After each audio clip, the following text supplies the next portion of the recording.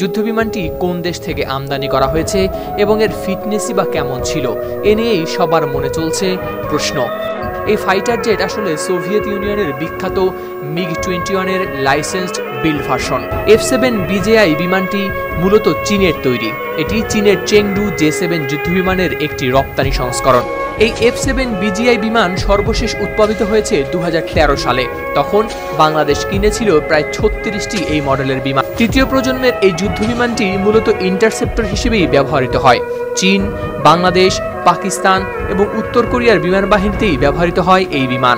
চীন 2017 সাল থেকে এখন পর্যন্ত বেশ কয়েকবার বাংলাদেশ বিমান বাহিনীকে অফিসিয়ালি তাদের J-10 যুদ্ধবিমানের latest version J-10C offer করেছে পুরাতন যুদ্ধবিমানের রিপ্লেসমেন্ট হিসেবে। চীন সরকার 2022 সালে এই F-7 BJI মডেলটি ডিকমিশন করার ঘোষণা দেয়। কারণটাও স্পষ্ট, বেশি দুর্ঘটনা, কম টেকনিক্যাল স্থায়িত্ব। 2015 সালে পাকিস্তানের ইতিহাসে প্রথম মহিলা পাইলট এই বিমান দুর্ঘটনায় মারা যান। যে সকল দেশ এই বিমানটি ব্যবহার করেছে প্রায় সবাই কম বেশি শিকার হয়েছে দুর্ঘটনার। বাংলাদেশেও এর আগে 2 বার বিধ্বস্ত হয়েছে এই প্রশিক্ষণ বিমান, কিন্তু বাংলাদেশ সরকার এ বিষয়ে এখনো নেয়নি কোনো উদ্যোগ। তাছাড়া এখনো আনা হয়নি কোনো বিকল্প বিমানও।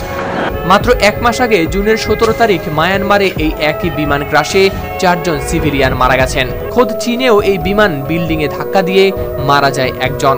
এর কিছুদিন পরেই বিমানগুলো বাদ দেওয়ার সিদ্ধান্ত নিয়েছিল চীন। মিশর, আলবেনিয়াও ইতিমধ্যে বাদ দিয়েছে এই মডেলের ব্যবহার।